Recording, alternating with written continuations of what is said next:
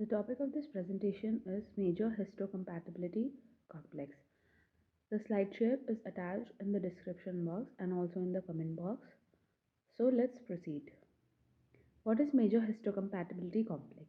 It is a cluster of genes arranged with a long continuous stretch of DNA on chromosome number 6 in humans which encodes MHC molecule. Generally MHC complex जो होता है वो एक gene का cluster होता है जो कि ह्यूमंस में क्रोमोसोम नंबर 6 के ऊपर प्रेजेंट होता है। MHC मॉलिक्यूल जो होता है वो सेल सरफेस के ग्लाइकोप्रोटीन रिसेप्टर्स जो प्रेजेंट होते हैं APC में वो होता है और वो एक्ट करता है as a antigen presenting structure के वो एंटीजन को हमारी बॉडी की सेल्स पर को प्रेजेंट करता है कि देखिए ये एंटीजन यहाँ पर आ गया है और आप एक बार देख लो कि इसका क्या करना है।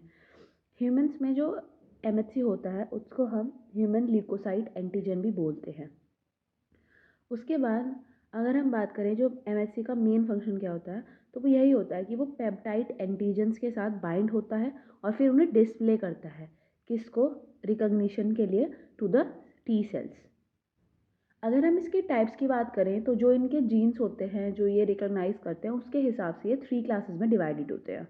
Type 1 MHC1, MHC2 and MHC3।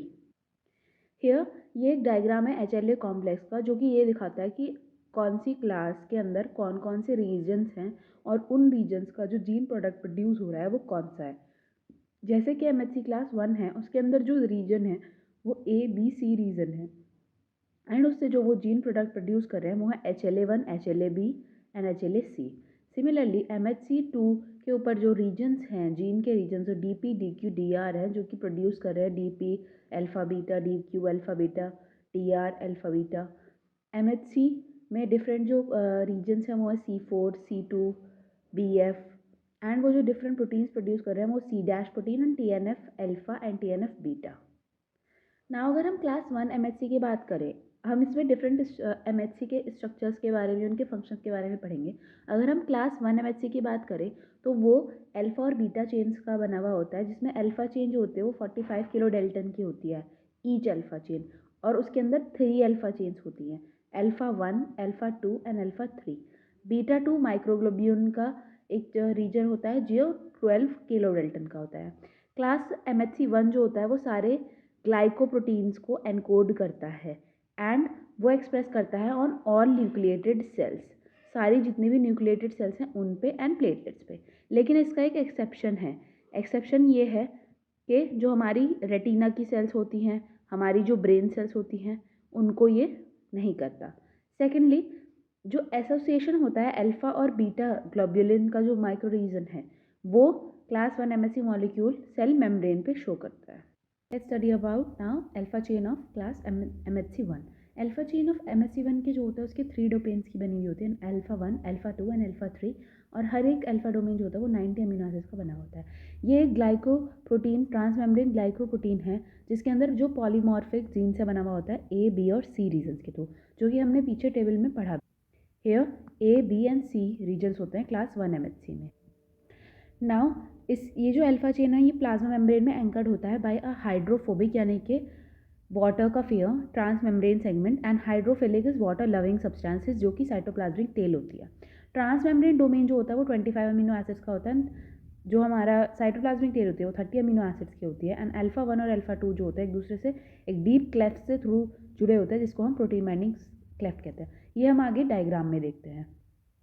Hair alpha 1 and alpha 2 जो कि हमारे 90 अमीनो एसिड्स ईच का रीजन है एंड दिस ऑल्सो ये दो होते हैं, दोनों जो होते हैं एक क्लेफ्ट से जुड़े होते हैं, ग्रूव जो होता है जिसको हम बोलते हैं पेप्टाइड बाइंडिंग क्लेफ्ट जो क्या करता है पेप्टाइड एंटीजन्स को अपने साथ जो कि 8 से 10 अमीनो एसिड्स बड़े होते हैं उनको अपने साथ ज्वाइन करता है। नेक्स्ट इसके अंदर trans that is hydrophobic trans membrane region होता है and hydrophilic cytoplasmic tail region होता है। Now next is beta 2। Beta 2 microglobin जो होता है वो भी हाईली कंजर्व जीन है जो कि डिफरेंट क्रोमोसोम से प्रेजेंट होता है। वो सिमिलर इन साइज होता है as the alpha protein and beta microglobulin जो होता है वो ट्रांस मेम्ब्रेन रीजन और उसके अंदर रीजन नहीं होता, बल्कि वो जो अल्फा चेन है उसके अंदर नॉन कोवेलेंटली लिंक्ड होता है उसके साथ. Here you can see beta is similar in size to them, and ये जो होता है इससे नॉन कोवेलेंटली बॉन्ड होता है इस जगह पर, एंड यहाँ पर इसमें ट्रांसमेम्ब्रेन रीजन नहीं होता. And this is the diagram of MHC1. हम पढ़ते हैं mechanism of class MHC1. Class MHC1 जो होते हैं वो ग्लाइकोप्रोटीन होते हैं जो कि एंटीजेंस जिनको प्रेजेंट करते हैं वो होते हैं एंडोजीनियस ओरिजिन के. एंडोजीनियस यानी कि बॉडी के अंदर प्रेजेंट होते हैं. और ये क्या करते हैं, एंडोजीनियस ओरिजिन वालों को TCR रिसेप्टर्स यानी कि T सेल रिसेप्टर्स और CD8 पॉजिटिव T सेल्स को प्रेजेंट करते हैं. अब एंडोजीनियस पेप्टाइड जो होते हैं उनका क्या होता है, डिग्रेडेशन होता है. कहाँ पर होता है उनका डिग्रेडेशन? उनका डिग्रेडेशन होता है प्रोटियोसोम्स के अंदर. प्रोटियोसोम्स क्या होते हैं? वो होते हैं प्रोटीएस के कॉम्प्लेक्स. प्रोटीएस एंजाइम जो कि प्रोटीन को डिग्रेड करता है, जो कि हाइड्रोलिसिस से प्रोटीन को डिग्रेड करता है. तो यहाँ पर इनका डिग्रेडेशन होता है, एंड डिग्रेडेशन के बाद क्या होता है, जो हमारा वायरल पार्टिकल है या प्रोटीन हो गए वो डिग्रेड हो गए. अब वो degrade product, for example this is a viral protein या पार्टिकल, वो डिग्रेड हो गया एंड स्मॉलर प्रोटीन. ये जो प्रोडक्ट होता है ये साइटोप्लाज्म में ट्रांसफर होता है. जैसे ही ये प्रोडक्ट साइटोप्लाज्म में ट्रांसफर होता है वहाँ से ये होता है एंडोप्लाज्मिक रेटिकुलम में ट्रांसफर. एंडोप्लाज्मिक रेटिकुलम से ये चला जाता है आपका प्लाज्मा मेम्ब्रेन पे. अब प्लाज्मा मेम्ब्रेन पे और एंडोप्लाज्मिक रेटिकुलम के से जो ये किसके थ्रू जाता है, वाया अ पेप्टाइड लोडिंग कॉम्प्लेक्स. एक पेप्टाइड लोडिंग कॉम्प्लेक्स होता है जो कि इन्हें यहाँ पर लोड करा देता है प्लाज्मा मेम्ब्रेन पे. अब वो सेल्यूलर कंपोनेंट्स जो कि इसके प्रेजेंटेशन में इन्वॉल्व होते हैं एंडोजीनस की, पहले उसे प्रोटियोसोम्स से उसे साइटोप्लाज्म से एंडोप्लाज्मिक रेटिकुलम से पेप्टाइड लोडिंग कॉम्प्लेक्स के थ्रू उसका कलेक्टिवली इन सबको हम बोलते हैं एंटीजन प्रोसेसिंग मशीनरी, एंटीजन को प्रोसेस करने के लिए. नाउ अब जो हमारा एंटीजन है वो प्लाज्मा मेम्ब्रेन पर आ गया है, हमारा ये एंटीजन है. तो हमारे जो TCR रिसेप्टर्स होते हैं, T लिम्फोसाइट्स के अंदर जो रिसेप्टर्स होते हैं वो क्या करते हैं, अपना जो इसका जो एपिटोप है, एपिटोप यानी कि एंटीजन के ऊपर एक डिटर्मिनेंट होता है जो उसके एंटीजेनिक प्रॉपर्टीज़ को डिटरमाइन करता है. तो ये क्या करता है, हेल्प करता है हमें रिकॉग्नाइज करने के लिए एंटीजन को. तो रिकॉग्नाइज करने के लिए हेल्प करता है. तो T सेल्स के जो रिसेप्टर्स होते हैं वो इससे बाइंड हो जाएंगे आके. ये रिसेप्टर बाइंड होके क्या होगा, जो हमारी T सेल्स है वो ट्रिगर हो जाएगी, एंड वो ट्रिगर होके क्या करेगी, स्पेसिफाइक कंपाउंड रिलीज करेगी, और इस जो हमारी ये सेल है इस सेल का क्या करा देगी, एपोप्टोसिस करा देगी. एपोप्टोसिस यानी कि सेल डेथ, और प्रोग्राम्ड होगी वो cell death. Next is function of MHC. First function हमें पता है एंटीजन को प्रोसेस करने का एंड प्रेजेंटेशन का काम करते हैं. एंटीजन को प्रोसेस जो करते हैं, कौन से एंटीजन को करते हैं, एंडोजीनियस पेप्टाइड एंटीजन्स को, और प्रेजेंट करते हैं उन्हें CD8 पॉजिटिव T सेल्स पे. CD8 पॉजिटिव T सेल्स जो होते हैं वो स्पेसिफिक होती हैं क्लास 1 एंटीजन के लिए. ऐसा नहीं है कि कोई से भी क्लास आके किसी को भी कर देगी, हर एक जो क्लास होगी वो स्पेसिफिक होती है. उसके बाद सेकेंडली ट्रांसप्लांट रिजेक्शन में ये हेल्प कराते हैं. ड्यूरिंग द ट्रांसप्लांट ऑर्गन्स जो स्टेम सेल्स होती है, MHC मॉलिक्यूल क्या करता है, खुद एज एंटीजन एक्ट करता है और एक प्रोवोक करता है एक इम्यून रिस्पॉन्स उस रेसिपिएंट के टिश्यू के अंदर, उस ट्रांसप्लांट के अंदर, एंड उसका रिजेक्शन हो जाता है. Next is class MHC2. Class MHC2 जो होता है वो ग्लाइकोप्रोटीन मॉलिक्यूल होता है जो कि एक्सप्रेस करती है कौन सी cell, antigen presenting cell APC, जिनमें आती हैं आपकी macrophages, dendritic cells and B cells. Structure इसका जो होता है वो क्लास 1 के जैसा ही होता है, बस ये डिफरेंस होता है इसमें कि इसकी जो पेप्टाइड बाइंडिंग क्लेफ्ट होती है वो अल्फा और बीटा चेन के बीच में होती है. जो हमारा क्लास 1 था उसमें अल्फा 1 और अल्फा 2 के बीच में थी, बट यहाँ पे इसकी बजाय अल्फा और बीटा चेन के बीच में होती है. MHC मॉलिक्यूल के अंदर अल्फा चेन जो होती है वो 33 किलो डेल्टन की होती है, एंड बीटा चेन जो होती है वो 28 किलो डेल्टन की होती है. नाउ अल्फा चेन के बारे में अगर हम पढ़ें तो इसके अंदर दो अल्फा डोमेन्स होते हैं, अल्फा 1 एंड अल्फा 2. ये जो मेम्ब्रेन बाउंड ग्लाइकोप्रोटीन होता है जो कि एक्सटर्नल डोमेन, ट्रांसमेम्ब्रेन सेगमेंट और साइटोप्लाज्मिक टेल से बना हुआ होता है. पेप्टाइड बाइंडिंग क्लेफ्ट जो होती है वो ओपन होती है, ओपन एंडेड ग्रूव होता है, क्लोज नहीं होता है MHC1 की तरह, और जो ये होता है अल्फा 1 और बीटा चेन के बीच में बनता है. क्लेफ्ट जो होता है वो जो एंटीजेनिक पेप्टाइड्स को बाइंड करता है वो 13 से 18 अमीनो एसिड्स के होते हैं. You can see this is alpha 1 and alpha 2. जो ये दोनों ओपन, ये एक ओपन क्लेफ्ट है, एंड ये जो इसमें एंटीजन बाइंड करती है वो 13 से 15 अमीनो एसिड्स का होता है, यानी कि बड़ा होता है वो MHC1 से. नाउ बीटा चेन जो होती है वो मेम्ब्रेन बाउंड ग्लाइकोप्रोटीन होती है बीटा 1 एंड बीटा 2। इसके अंदर क्या होता है, टेंडमली डुप्लीकेशन होती है। इंस्टेड ऑफ एक जीन के पर होमोलोगस ये होता है बहुत सारे जीन्स बना लेते हैं। देयरफॉर एक सेल के पास साइमल्टेनियसली वो बहुत से ज़्यादा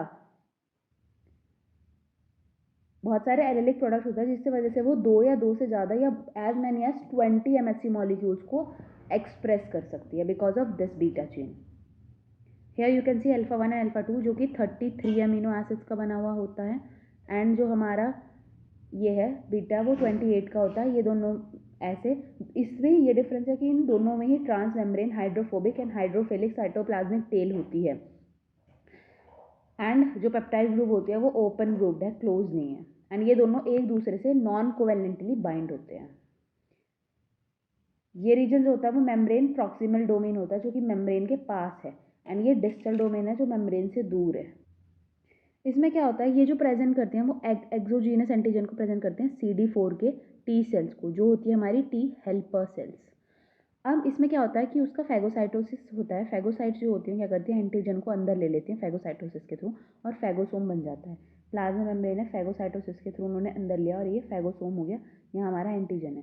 यहाँ पे क्या होता है, ये एंटीजन जो होता है वो लाइजोसोम के साथ फ्यूज करता है और ये बनाता है फैगोलाइजोसोम्स, एंडोसोम्स जिसे हम बोलते हैं। अब ये एंडोसोम जो होता है, जो हमारा MSC2 जो होता है वो सिंथेसाइज होता है एंडोप्लाज्मिक रेटिकुलम से। एंडोप्लाज्मिक रेटिकुलम से वो क्या होता है, ट्रांसफ़र होता है वाया गोल्गी बॉडीज़। पहले वो गोल्गी बॉडीज़ में जाता है, एंड गोल्गी बॉडीज़ से वो आगे ट्रांसफ़र होता है। तो हमारा जो हमारा यहाँ पर जो हमारा MHC क्लास 2 था, इसके अंदर एक इनवेरिएंट पॉलीपेप्टाइड चेन प्रेजेंट होती है जिसको हम इनवेरिएंट चेन कहते हैं। ये क्या करती है, प्रिवेंट करती है इसको, MHC2 को इस एंटीजन से बाइंड करने के लिए, ये बाइंडिंग को प्रिवेंट करती है। लेकिन क्या होता है, जैसे ही MHC2 जो होता है वो एंडोसोम में जाता है, तो एंडोसोम्स क्या होते हैं, इनके अंदर एसिडिक नेचर होता है, जिस वजह से ये इनवेरिएंट चेन जो होती है वो हट जाती है, और फिर ये हमारा MHC जो होता है हमारे एंटीजन के साथ बाइंड हो जाता है। बाइंड हो गया मेम्ब्रेन पे, ये हमारा एंटीजन प्रेजेंट होता है जिस वजह से जिसे हमारे CD4 रिसेप्टर जो होते हैं वो रिकॉग्नाइज कर लेते हैं टी हेल्पर सेल्स के, और इम्यून रिस्पॉन्स कर देते हैं स्टार्ट।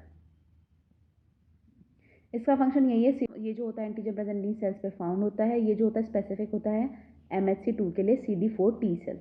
एक्टिवेट करता है ये B सेल्स को एंटीबॉडी प्रोडक्शन के लिए, और ये इंपॉर्टेंट रोल प्ले करता है graft versus host response reaction में एंड मिक्स लिम्फोसाइट रिएक्शन में।